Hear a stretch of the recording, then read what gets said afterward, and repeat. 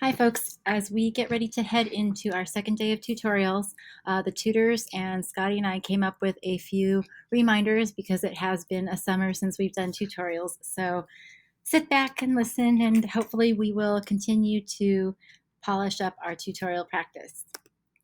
A couple of reminders when you're crafting your TRFs, please make sure that your tutorial question is higher level.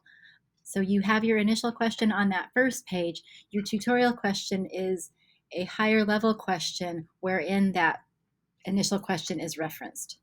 So just be mindful of that. Please make sure that you have your follow-up question on your TRF when you give it to the tutors. This week, we will exercise some flexibility in that because we were figuring out a new piece of the tutorial process, but for next week, please remember that you want to have your follow-up question on that TRF on Tuesday.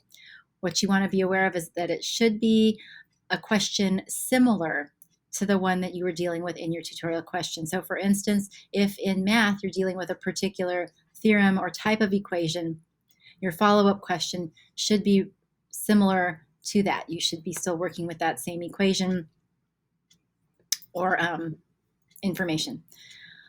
What I would also just remind you of is that it should still be higher level. It, again, will be similar to that tutorial question. The other piece to be aware of is that this question is going to be used when and if we have extra time on Thursdays. This happens a lot with math, especially as you guys are prepping for tests, so we want to have a lot of different things that we can go over in preparation for those assessments. Like last year, extra credit will be given for those people who have additional presentations or additional questions to share, and the tutors are always going to be helpful keeping track of that. I will be keeping you in semi-permanent groups. They don't change really often. Once in a while they might, but for the most part, the groups that you were in Tuesday will be the groups that you are with otherwise. The other piece to be aware of is that the TRFs will be graded prior to heading to room 30 starting on Tuesday. That system seemed to work well for Scotty's classes, so we'll give it a try for us, and hopefully it will streamline us when we get into room 30 the following week. When you are presenting, please remember to have all of your notes and resources ready prior to presenting. So once you get settled in your groups, please make sure that you take out any slides that you might need, any notes that you have taken in your classes, your book if needed, and if it's an online text, you can grab it and have it tabbed open on your Chromebook. If you are not presenting on math, in other words, you're presenting in English or psychology or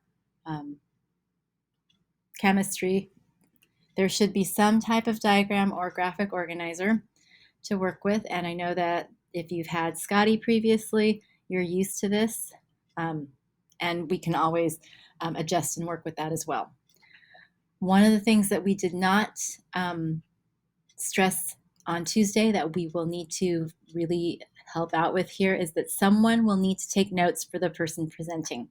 So if I'm presenting my tutorial on math, because I'm terrible at math, somebody in my group needs to be taking 3-column notes for me. Since I have the question and I'm up presenting, I'm not taking down the information, so it would really help me if someone can write down the notes for me while I'm presenting. And the tutors will also remind you of this as well. Please remember that you'll take 3-column notes for the presentations, and you can use those for the notes checks on Fridays, so bear that in mind.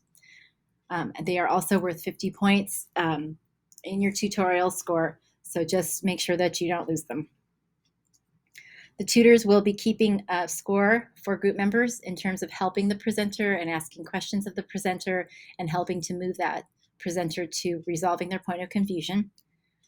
And you will also have your academic vocabulary house. It is a handout that Scotty gave you last year, and I have fresh copies for this year, but it has a series of question stems that you can use when you're asking questions of your presenters. So it should help with higher level questions, and your tutors will be checking to see that you are using them when you're forming those questions.